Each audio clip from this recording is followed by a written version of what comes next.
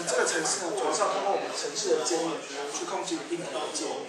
那在本次范例当中呢，我们是用一个圆盘，它上面放置了不同 CD 片，配合你的机械手臂以及我们要放置的定点，去做一个选片夹取的功能。那我们这个程式呢，在这边。那我们主要是透过看后，也就是所谓的 RS232的部分，去控制硬体的转动及夹取功能。那我们在操作这个程序当中，第一个步骤就是要去选择我们看后的部分。那本范例当中是用看1来做一个连接的动作。那我们选择看1以后，去按一下连接。好，下面看后的状态写说通讯后已经开启了，就代表说我们已经这个程式已经对我们外部的一个硬体做一个连接的部分。那在选择这个程式的选择 CD 片这个程序当中，主要控制项就是用这几个按钮的部分去做一个控制的选项。那我们先把 CD 来看。首先我们按一下按钮。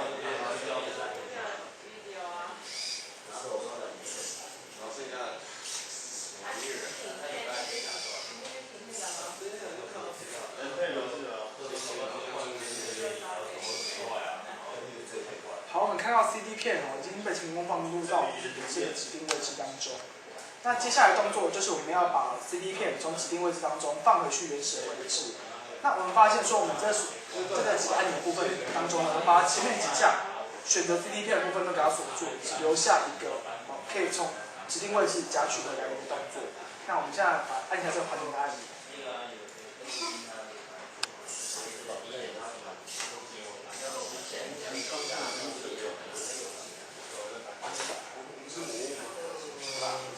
好，我们可以看到说，我们的 CD 片已经成功被放置出到我们原始的位置了。那接下来的动作呢，我们要做一个换片然后去放置到指定位置的动作。那我们这边可以选择 CD 片的第2片。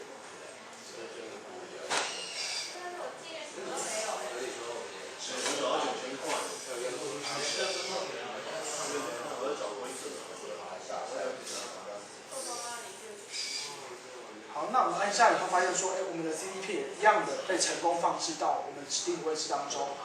那一样的呢，我们把前面几个会互相影响到的功能给关闭，只留下一个我们需求的把它给放置到原本位置的功能。那像我们按一下还原这个按钮。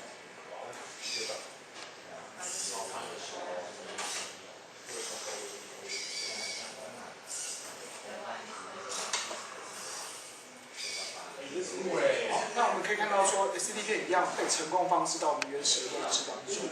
但是我们的程式第一个部分的功能是用一个按钮去选取，然后控制外部硬体的方面。那接下来呢，我们要做一个声控翻译的程式。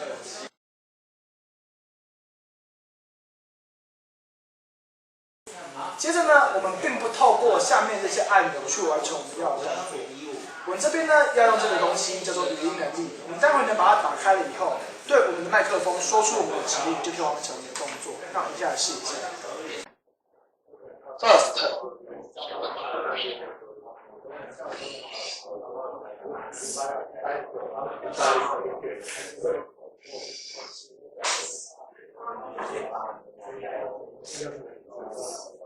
帮他拿回来。Back。